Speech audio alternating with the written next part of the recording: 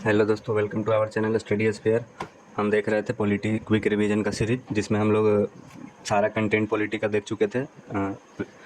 Constitution की शुरुआत बनने से लेकर के आखिरी आर्टिकल तक हमने सब कुछ कवर किया है पिछले वीडियो में। जिन्होंने नहीं देखा है वो प्लेलिस्ट में जाकर देख सकते हैं। और उसके बाद हमने क्विक रिवीजन का सीरीज स्टार्ट किया, मतलब चल रहा था, उसी में हम लोग PYQ कवर कर रहे हैं, जो भी SSC के द्वारा पूछा गया है चैप्टर वाइज। तो हमने क्वेश्चन नंबर 150 तक देख चुका था। आज हम लोग देखेंगे 151 से। चलिए दोस्तों, शुरू करते हैं। आपको अगर पसंद आए तो वीडियो को लाइक करिएगा, सब्सक्राइब करिएगा और अपने दोस्तों के साथ जितना हो सकता है शेयर करिएगा दोस्तों। तो चलिए स्टार्ट करते हैं। आज का पहला क्वेश्चन, भारत के संविधान के अनुच्छेद 57 में कहा गया है कि एक व्यक्ति जो राष्ट्रपति के रूप में पद धारण करता है या जिसने पद धारण किया है, इस संविधान के अन्य प्रावधानों के अधीन उस पद के लिए फिर से चुनाव के लिए पात्र होगा। ये दोस्तों सवाल पूछा गया 6 अक्टूबर 2021 को SSC MTS में। अक्सर देखा गया दोस्तों कि PYQ ही रिपीट होते आ रहे हैं अलग अलग तरीके से SSC के द्वारा अनेक परीक्षाओं में। तो इसलिए PYQ जो है मोस्ट इंपॉर्टेंट हो जाता है दोस्तों। और इसीलिए मैं कवर करने की कोशिश में हूँ कि सारा पॉलिटी से जितना भी रिलेटेड क्वेश्चन अभी तक पूछा गया है वो सारे हम आपको कवर करके इस प्लेलिस्ट में आपको मिल जाएगा। ठीक है दोस्तों, आगे देखते हैं। भारत के संविधान का अनुच्छेद 360 क्या प्रदान करता है? वित्तीय आपातकाल। भारत के संविधान के निम्नलिखित में से किस अनुच्छेद के संसद को 25 जनवरी 1965 के बाद भी आधिकारिक उद्देश्यों के लिए अंग्रेजी के निरंतर उपयोग के लिए कानून द्वारा प्रदान करने का अधिकार दिया है? अनुच्छेद 343 का 3 में।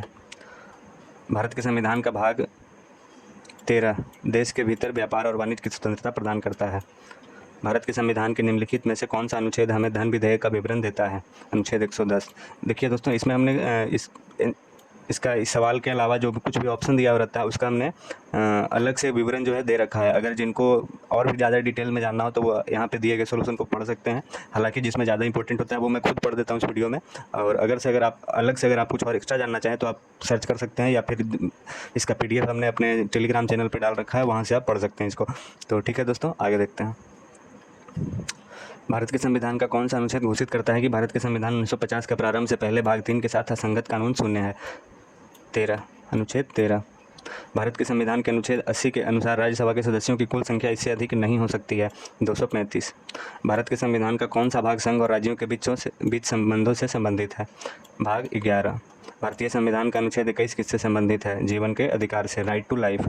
भारत के संविधान का अनुच्छेद 21 जीवन के अधिकार से संबंधित है। संविधान का मूल रूप से अनुच्छेद 19 और 31 के तहत संपत्ति के अधिकार का प्रावधान किया था। मौलिक कर्तव्य अनुच्छेद 51A के तहत आते हैं। अनुच्छेद 352 आपातकाल की उद्घोषणा करता है।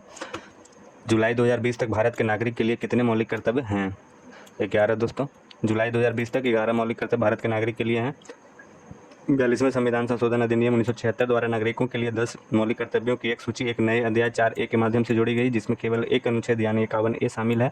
बाद में 26वें संविधान अधिनियम 2002 द्वारा 11वां मौलिक कर्तव्य जोड़ा गया था।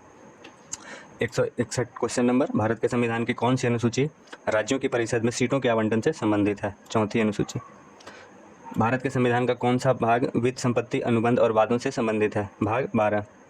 भारत के संविधान का कौन सा अनुच्छेद समान नागरिक संहिता को परिभाषित करता है? अनुच्छेद 44। भारत के संविधान सभा ने जम्मू और कश्मीर के लिए विशेष दर्जा और आंतरिक स्वायत्तता सुनिश्चित करते हुए भारत के संविधान के अनुच्छेद 370 को किस वर्ष अपनाया था? 1949 में। भारत के संविधान के किस अनुच्छेद में यह प्रावधान है कि राज्यों के राज्यपाल होंगे? अनुच्छेद 153 में। भारत के संविधान का कौन सा अनुच्छेद राज्य के लोगों को कल्याण को बढ़ावा देने के लिए एक सामाजिक व्यवस्था सुरक्षित करने की निर्देश देता है? अनुच्छेद 38। भारत के संविधान के किस अनुच्छेद में कहा गया है कि भारत का एक राष्ट्रपति होगा? अनुच्छेद 52 में।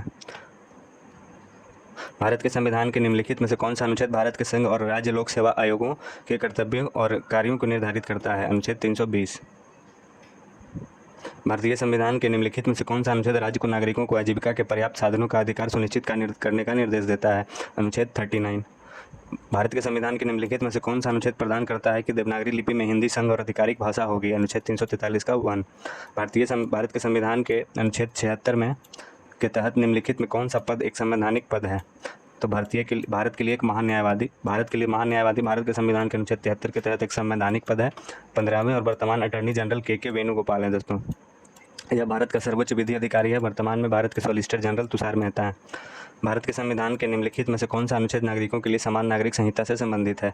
अनुच्छेद 44। भारत के संविधान का अनुच्छेद 44 नागरिकों के लिए समान नागरिक संहिता से संबंधित है। अनुच्छेद 42 नागरिक और राजनीतिक अधिकारों का स्वतंत्रता की सुरक्षा। अनुच्छेद 45 बच्चों के लिए निःशुल्क और अनिवार्य शिक्षा प्रदान। अनुच्छेद 40 राज्य ग्राम पंचायतों को संगठित करने के लिए कदम उठाएगा। भारत के संविधान के लिए निम्नलिखित में से कौन सा अनुच्छेद राष्ट्रपति पर महाभियोग प्रक्रिया प्रदान करता है? अनुच्छेद 61। पुलिस और सार्वजनिक व्यवस्था भारत के संविधान की 7वीं अनुसूची के तहत राज्य के विषय हैं। भारत के संविधान निम्नलिखित में से कौन सा अनुच्छेद कहता है कि देवनागरी लिपि में हिंदी संघ की राजभाषा होगी? अनुच्छेद 343।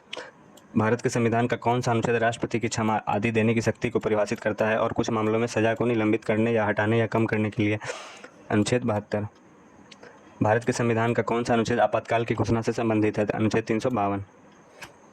भारत के संविधान के निम्नलिखित में से कौन सा अनुच्छेद भारत के नियंत्रित महालेखा परीक्षक के कर्तव्यों और शक्तियों से संबंधित है?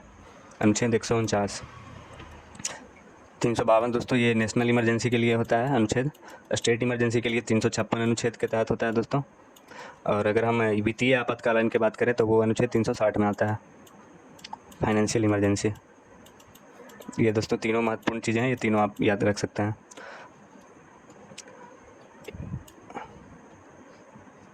वर्ष 1978 में संशोधन किस संशोधन ने मौलिक अधिकार के रूप में संपत्ति के अधिग्रहण अधिकार तहत प्रक्रिया को समाप्त कर दिया था? 44th amendment. किस संविधान संशोधन अधिनियम 2002 सभी बच्चों को मुफ्त और अनिवार्य प्रारंभिक शिक्षा प्रदान करता है? 26वां संशोधन। भारत के संविधान में पहली बार कब संशोधन किया गया था? 1951 में। 124वें संशोधन विधेयक 2019 का संबंध किससे है? आर्थिक आरक्षण से। संविधान का कौन सा भाग संविधान संशोधन से संबंधित है? भाग 20। भारतीय संविधान में पहला संशोधन कब किया गया था? 1951 में। अनुच्छेद 21(1) को किस संवैधानिक संशोधन अधिनियम के द्वारा लाया गया था? 86। किस संवैधानिक संशोधन अधिनियम के द्वारा संविधान में दल बदल विरोधी प्रावधान किए गए? 52वां संवैधानिक संशोधन अधिनियम। 1985 ने भारतीय संविधान के अनुसूची 10 को जोड़ा और दल बदल विरोधी से संबंधित प्रावधान प्रदान किए।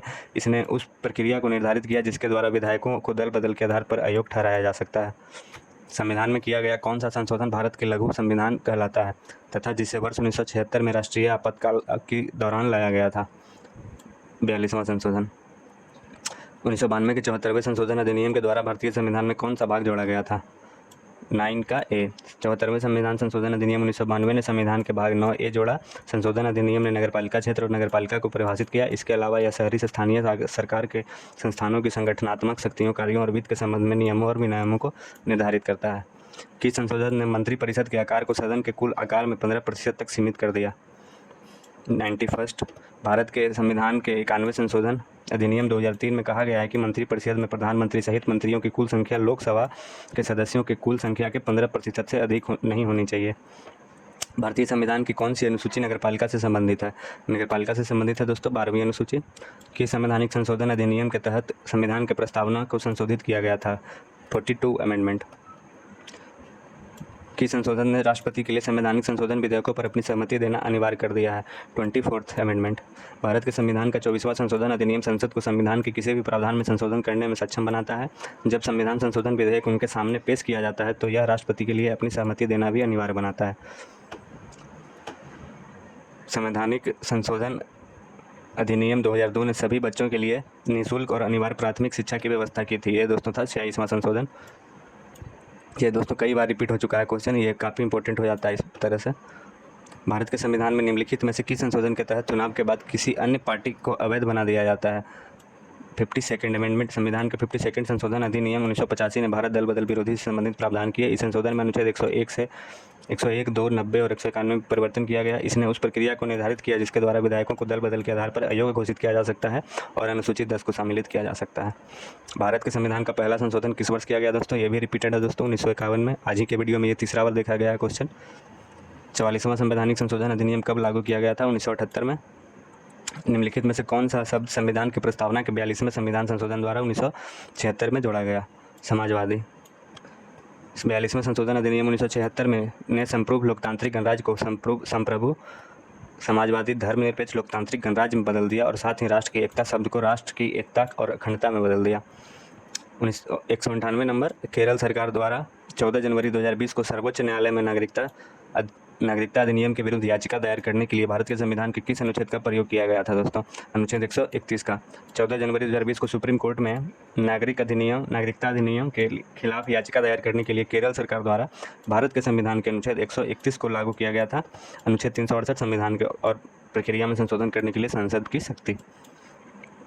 संविधान के 2003 के 91वें संशोधन अधिनियम के अनुसार मुख्यमंत्री सहित कुल मंत्रियों को मिलाकर किसी राज्य के मंत्रिमंडल में मंत्रियों की संख्या उस राज्य की विधानसभा के कुल सदस्यों की 15% से ज़्यादा नहीं होनी चाहिए। 30 जून 2020 के अनुसार भारतीय संविधान की प्रस्तावना को एक बार संशोधित किया गया था। भारतीय संविधान की प्रस्तावना में वर्ष 1976 में 42वें संशोधन के तहत केवल एक बार संशोधन किया गया था। प्रस्तावना में संविधान के 3 महत्वपूर्ण शब्द जोड़े गए थे: समाजवाद, धर्मनिरपेक्ष और अखंडता। चूंकि इस संशोधन में बहुत से परिवर्तन किए गए थे, इसलिए इस संशोधन को लघु संविधान के नाम से भी जाना जाता है। दोस्तों, संशोधन 42 को लघु संविधान के नाम से भी जाना जाता है। दोस्तों, इसको याद रखने की बात है। तो देख चुके हैं दोस्तों आज का वीडियो। हमने 200 क्वेश्चन पॉलिटी से कर चुके हैं। आगे और भी क्वेश्चन हम करेंगे अगले वीडियो में, लेकिन तब तक के लिए धन्यवाद आपका।